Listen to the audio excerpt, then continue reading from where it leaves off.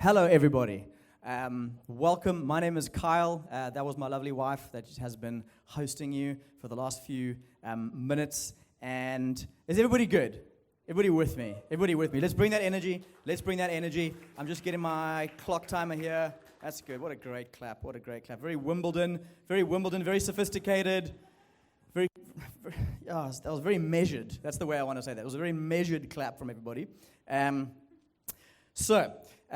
Launch Sunday, first sermon, and I'm going to pop up a slide, or the team will pop up a slide. Mish said, we've been basically doing a series called Journey to the Outpost. And basically, as the launch team for the last 4 months, that's kind of the metaphor we've been using as a team. We are journeying through the winter together until we reach the point where we're going to really establish this church and then start building it.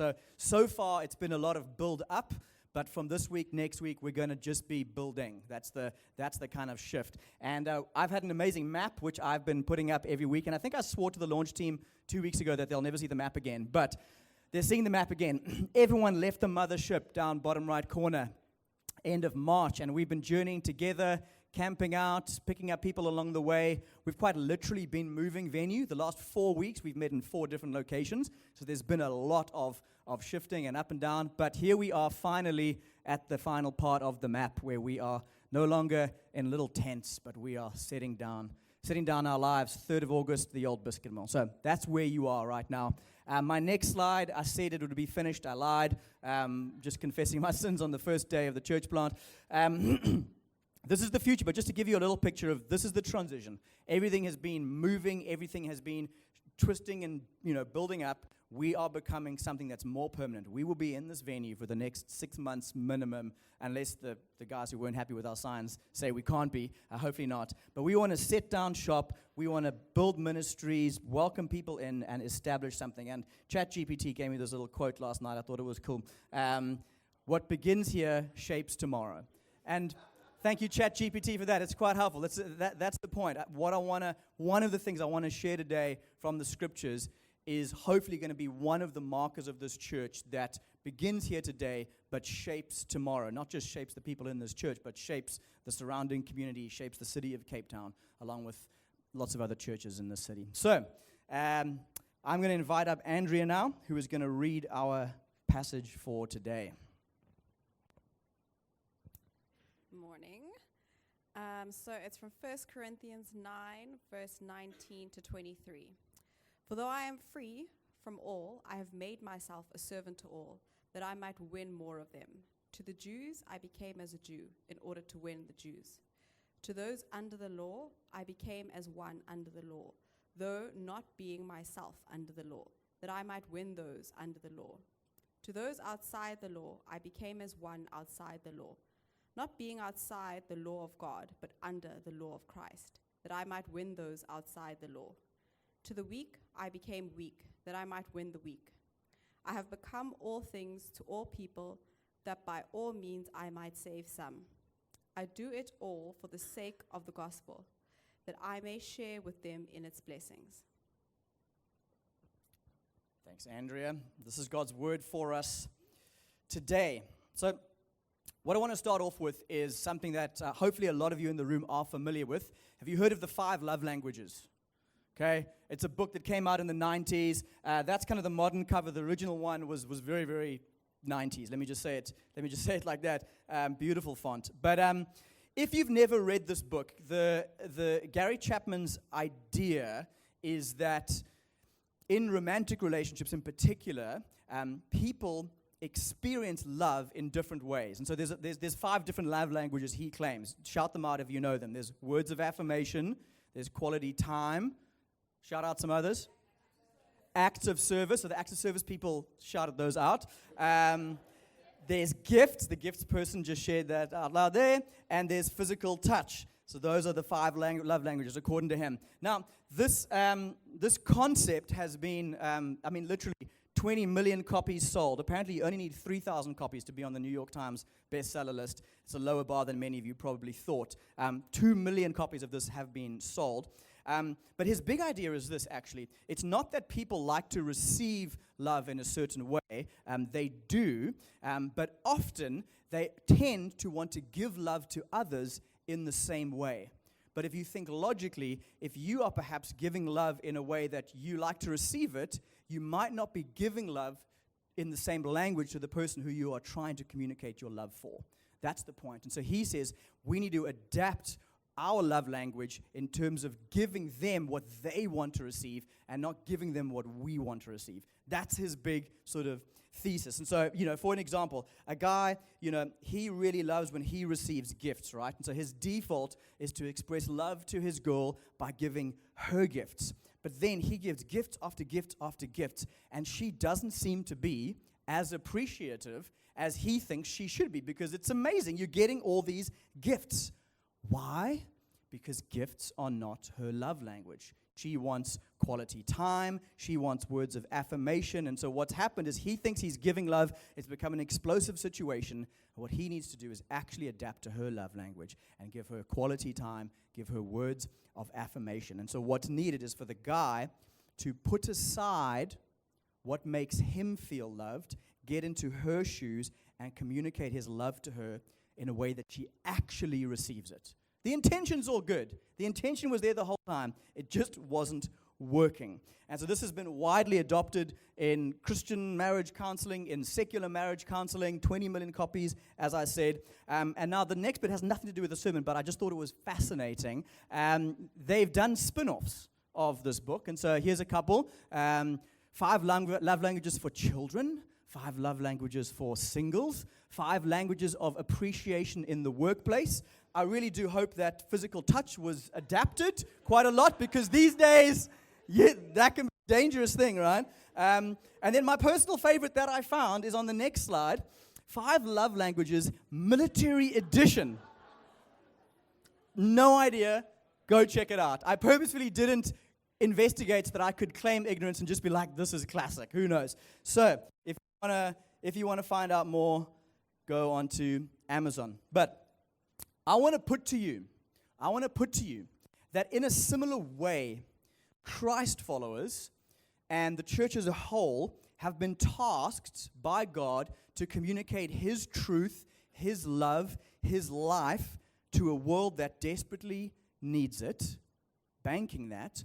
But we need to do our best to do it in ways that actually get the message across to others, actually get into their hearts, and doesn't just kind of get the message off our chests and out of our mouths.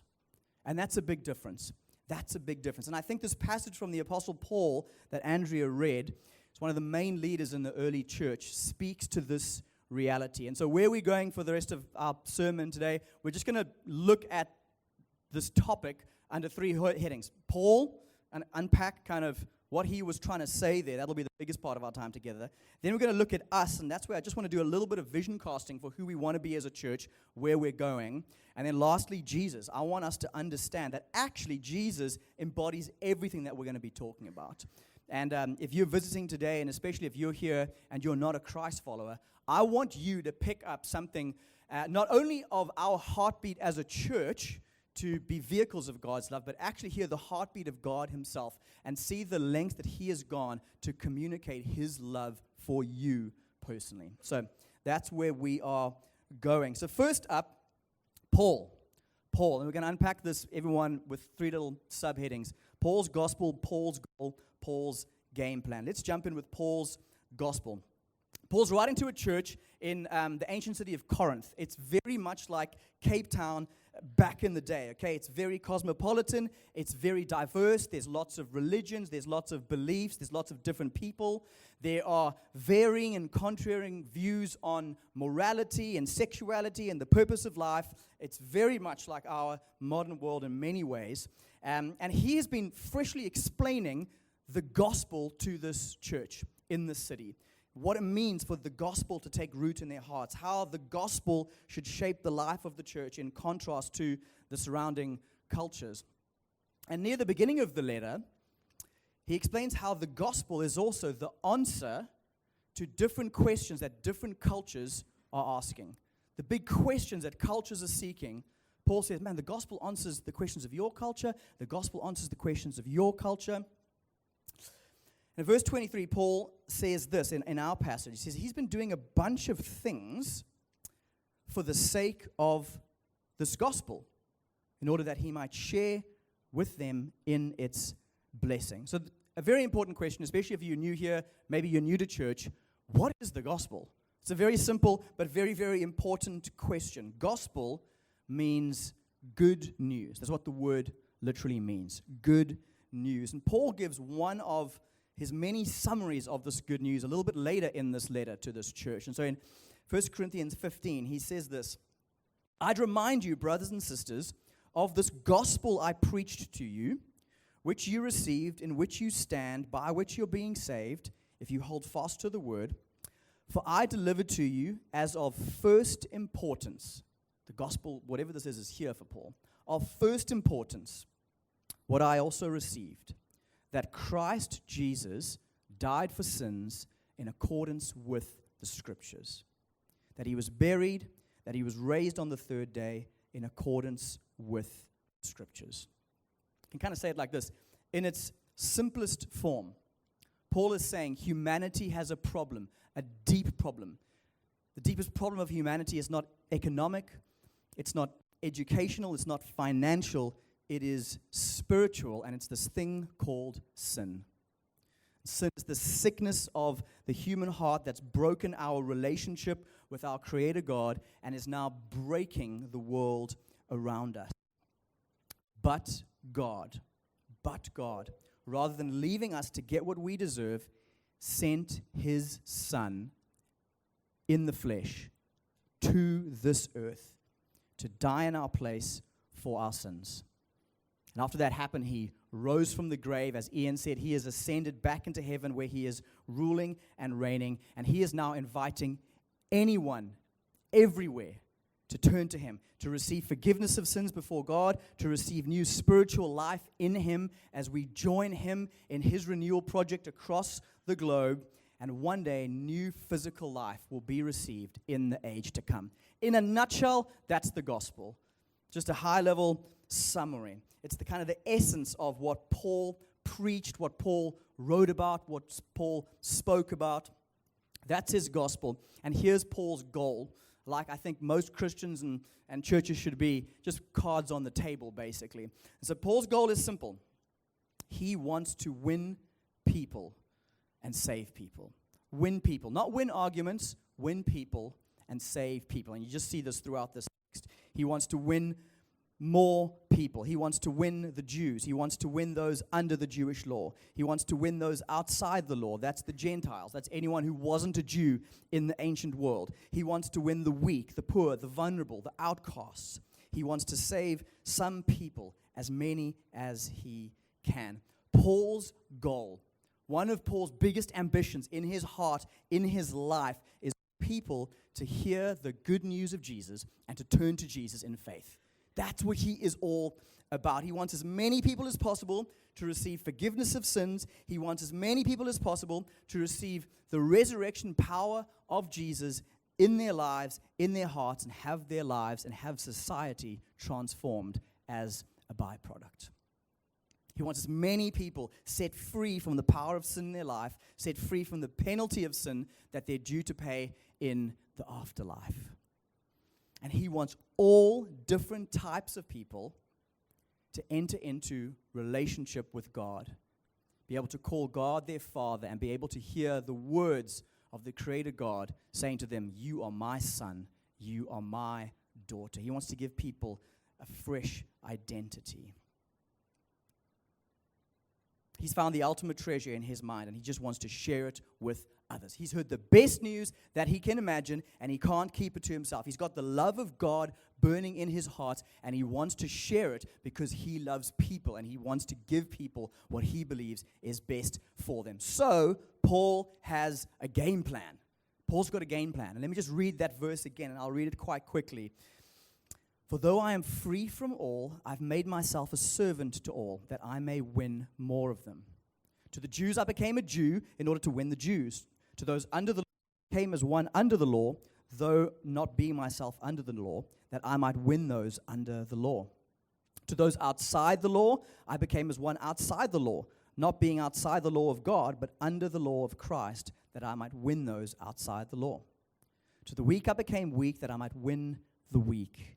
I have become all things to all people, that by all means I might save some. And I do it all for the sake of the gospel, that I may share with them in its blessings. I think that same intent and the same heart of the idea of love languages is what Paul is trying to exemplify here. So just think with me.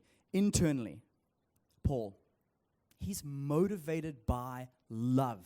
He's motivated by love for people. He's received the love of God that now beats in his heart, and he's motivated by love for people. And he's motivated as well by shared gospel blessing. You kind of read that there. He believes that the more he shares the gospel with people and sees the gospel go deeper into people's hearts and go deeper into his heart, there is going to be some type of a multitude of blessing that he's going to be able to reap, whatever that might be.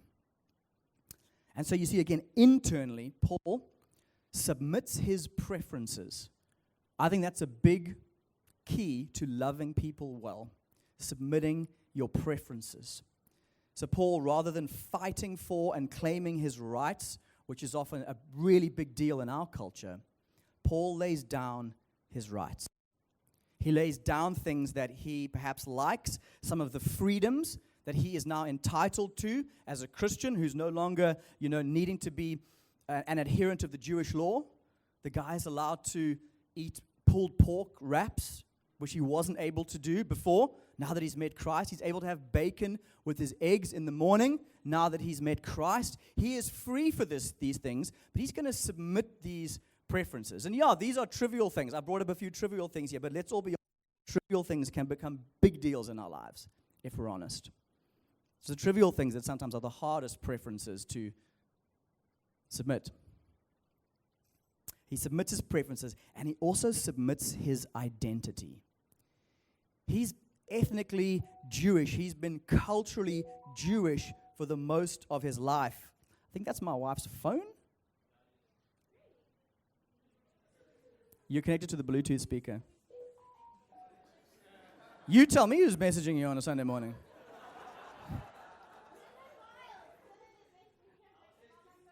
Thanks, Dylan.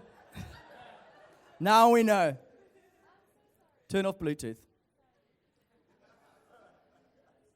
Where was I? Paul submits his preferences. He submits his identity. He's grown up. He's ethnically Jewish. He's been living culturally as a Jew for most of his life, but he doesn't make this the ultimate thing. He doesn't make his identity, this particular part of his identity, the ultimate thing. He submits this identity under the big identity of being a child of God and being a servant of Christ. And actually, he finds himself ridiculously free now to go and serve a multitude of diverse people groups. So that's what he does internally. And then externally, this is what he does. And I'm just going to explain what we see him do all throughout the New Testament in other books. He goes to the Gentiles, okay? The Gentiles are those who are not Jews. And Paul wants to remove any barriers to Gentiles becoming Christians. And one of the biggest things in that culture at the time was people thought you needed to be a Jew before you became a Christian. You needed to convert to one particular culture before you could find yourself a child of God. And he's saying, no, that doesn't need to be the case. He makes that clear. And so he goes to the Greeks, and instead of speaking Hebrew to the Greeks, he speaks Greek to the Greeks. He gets to know them. He gets to speak to them. He tells them, you don't need to abstain from pork. Join me. Join me with a pulled pork sandwich. It's okay. We can do that now. They don't need to be circumcised in order to come to Jesus. And the list goes on. Paul wants to win people to Christ, not his culture or his subculture. As I say, he speaks to the Greeks in Greek. When he opens up conversations about God, he doesn't assume that these Greeks have any idea about the Old Testament scriptures, and the Jewish way of life. So he starts where they are at. He quotes their poets to them. He starts with their assumptions. He starts with their questions in order to build a bridge to explain that Jesus is the answer that they've been searching for in their culture. He knows that the Greeks love wisdom. These were the guys. These were the super duper smart UCT guys. And they love wisdom. And so he reasons with them that, hey, this foolish idea of God taking on flesh to save people is actually amazing wisdom. It's actually the wisdom of God. It's the greatest wisdom you've ever seen, that God could devise a plan that would both uphold his justice to deal with sin and uphold his love to rescue sinful people. It's amazing wisdom. And then he kind of does it all in reverse every time he interacts with Jews in the ancient world, okay? He spoke their language. He spoke Hebrew to the Hebrews.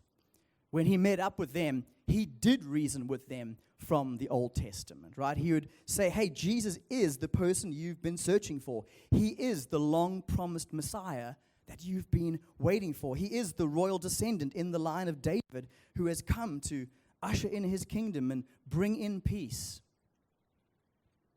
These Jews, they weren't so concerned about wisdom. The Jews loved power. That's what the Jews wanted to see. The Jews wanted to see power. And so he shows them how this apparent weakness of a crucified Messiah that they weren't expecting is actually the most powerful thing they've ever seen, because as the Messiah died, he took on sin and defeated sin. And because he defeated sin, it means he defeated death. And now that same power that raised Jesus from the dead is now available to you and can live inside you. Paul says everything you've hoped for as the Jewish people is here. And you'll see Paul, he kind of culturally adapts a lot of the time. One of his main reasons is also just to avoid any unnecessary offense. Different cultures find different things offensive, and he wants to win a hearing with as many people as he can. He doesn't want to lose people by offending them with matters that for him are not of the utmost importance, right? They're not the big picture. So he does things, and it comes with a cost, and sometimes it comes with a cost for people on his ministry team. But lovingly, he adapts himself, and he gets his team to adapt themselves. And so when he engages Jews in the book of Acts, you'll see him do this. The guy is free from Jewish rituals. He's proclaiming that message to the Gentiles, but Paul will go and he'll submit himself to all sorts of ritual washings and all other things, not because he has to, but because he wants to win a hearing. He wants to win a hearing. He doesn't want to cause unnecessary offense. Sometimes it comes with a massive cost for those on his team. In one particular example, Paul and his team are wanting to go into a new territory where there's a bunch of Jews, and Paul does not want to offend these guys. He wants to earn credibility with them. He wants to get a hearing, but one of his team members is not a Jew. He's a Gentile named Timothy. And this is what happens. Paul circumcises the grown man Timothy. That's a massive love language, guys. That is a massive love language. Like, just logically, okay, there is an interesting question, which is, how would they ever know if he was circumcised or not? That's a whole other question. I don't have the answer for that one. But just think, to willingly be circumcised as an adult, point A. In a world of ancient medicine, point B. When one of the chief applications of the gospel for you is that you no longer need to be circumcised to be part of the people of God, and yet you're going to do it. Come on, that is love. That is the ultimate love language on a whole other level. But they do these things.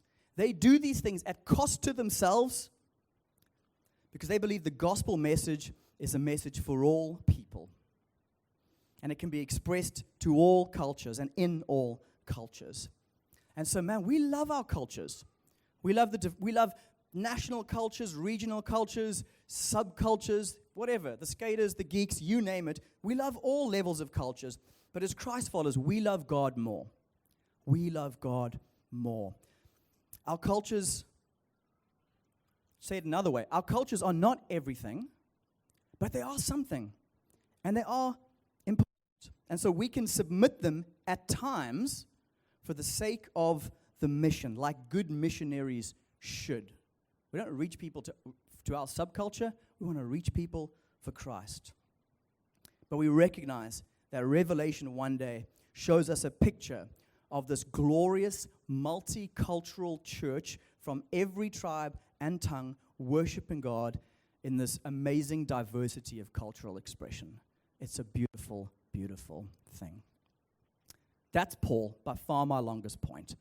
Let's go to us now. Let's go to us. And I'm going to put some stuff out here now that I want many of you who are visiting us today, you're not going to be here next week. We've prepared our hearts for this audience to have next week. To hold us to this stuff in the years to come. I want you to hold us to a lot of things, but I want you to hold us to these things today. And it's a bit of a declaration of some of the things we're saying. This is who we are, this is what we're called to be, and this is what we're going to do. So number one, our gospel. Our gospel. Our gospel is Paul's gospel. We believe the faith has been delivered once for all to the saints. And it's now just been handed down from generation to generation. We have no intention to alter the gospel or alter the scriptures in this church. We don't believe it needs to be changed. We don't believe it needs to be updated to match modern Western sensibilities. In fact, to the contrary, we believe what Paul writes in the book of Romans, that the gospel is the power for salvation. If we twist the gospel, we lose the power to see people reconciled to God. And we're not going to do that. We're not going to do that. We're going to hold to the ancient faith as a whole, and we're going to hold to the gospel in particular. I make that promise now. Hold us to that. Secondly, our goal. Our goal is also Paul's goal. Okay? As individuals, as a local church, in partnership with other gospel-proclaiming churches in the area and in the city, we want to see as many people meet Jesus as we can. We want people to meet Jesus. We want people to have their sins forgiven. We want people to receive God's love. We want people to start new life. We want people to join in partnership with God in His renewal project that He's up to in this age. We have no hidden agenda. Our cards are on the table, just like Paul's cards are on the table. This is who we are. This is our goal. We believe we've got the best news in the world, and we want to share it. That is our goal. And so what is our game plan? It'll come as a surprise to you that if Paul's gospel was the same as ours and the goal is the same as ours, our game plan is the same as Paul's. And some of you might not know this, but we actually get our name as a church from these verses. Did you know that? Some of you did, some of you maybe didn't. So let me just read to you verses 22 and 23 from the New Living Translation. When I am with those who are weak, I share their weaknesses, for I want to bring the weak to Christ. Yes, I try to find, drum roll please, common ground with everyone, doing everything I can to save some. I do everything to spread the good news and share in its blessings. That's who we are. We are Common Ground Woodstock. This is our game plan. Most of you in the room will know Rigby Wallace. He started Common Ground 20-odd years ago. I like to do impersonations of him from time to time. This might be lost on some of you in the room, but many of you will appreciate this. This is his way of describing it. He says, guys, I want to eyeball you right now. And I want to say, we are going to hold to the ancient faith with the contemporary face. Ancient faith, contemporary face. He's right. Over the years, I've come to realize that often Rigby is right. And if you want to get your money's worth out of this sermon today, let me teach you a big word. The whole theological church planting concept of what we're talking about here today is this word called contextualization. That's what it is. We want to meet people in their context and bring the gospel to them in their context. And so like a good common ground church, let me be clear and have Tim Keller explain this to us. Contextualization is not, because I do want us to be clear on exactly what I am saying here and what I'm not saying. Contextualization is not, as is often argued, giving people what they want to hear. That's not what we're going to be doing. Rather, it is giving people the Bible's answers, which they may not at all want to hear, to questions about life that people in their particular time and place are asking, in languages and forms they can comprehend, and through appeals and arguments with force they can feel, even if they reject them. That's what we want to give ourselves to. That's what we want to give ourselves to. And so let me just quickly throw out some thoughts of how we want to do this, or how we want to try do this, both as a church as a whole, and then me as individual people in this church, but also as individual Christians who are not part of this church. I pray you go take a bit of this flavor back to your places. As a local church, we're going to work hard to both read our Bibles and read our culture. We're going to read our Bibles and we want to read our culture. We don't want to preach week in and week out, answering questions that friends and family are no longer asking. We don't want to address questions that people were asking in the late 90s, and it's actually the mid-2020s. We want to listen to people. It's going to take humility as a church for us to listen to people and learn what they really think, not what we think they think. We want to understand people who don't know Jesus. We want to understand what their objections really are. We want to seek first to understand before being understood. We want to work hard then to speak to contemporary issues. And I don't mean every time something blows up on the news on a Friday, we're going to speak to it on a Sunday. But we do want to speak to issues that are plaguing our culture more and more. We want to be faithful to the creativity that Woodstock is known for. And we want to work hard to creatively communicate the gospel in ways that people understand and that make sense to people.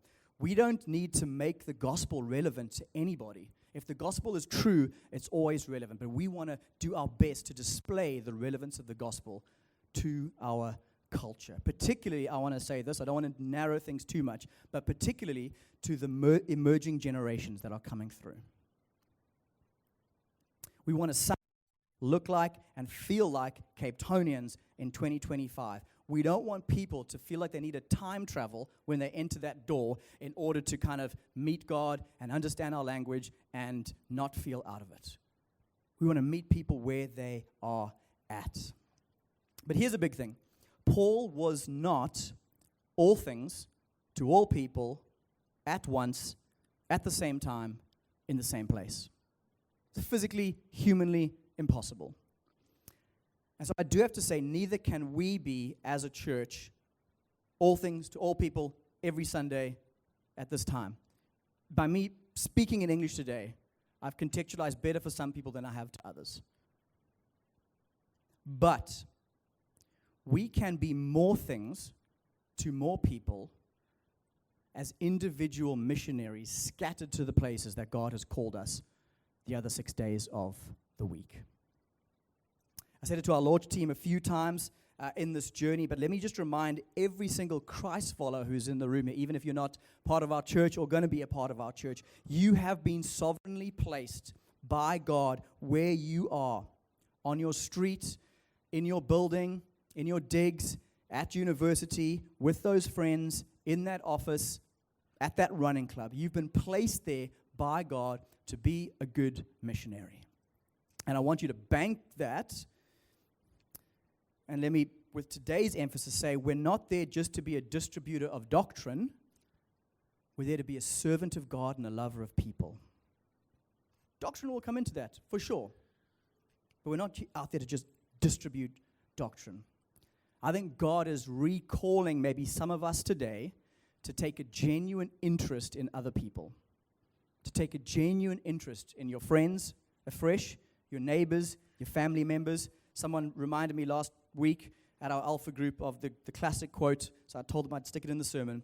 It's true. People don't care how much you know until they know how much you care.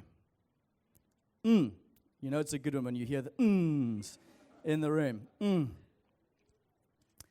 So I want to encourage you, get into other people's worlds. Get into other people's shoes. Take an interest in other people's hobbies. Do some things that they like, not just the things that you like. As Paul says, you become something. You adapt yourself. And let's try and understand people. Understand people's fears. Understand people's dreams, so that we can bring the best gift, which is God, to them and show how God can cast out all their fears and how God is actually the God of their dreams, even though they might never have known it before. That's our heart.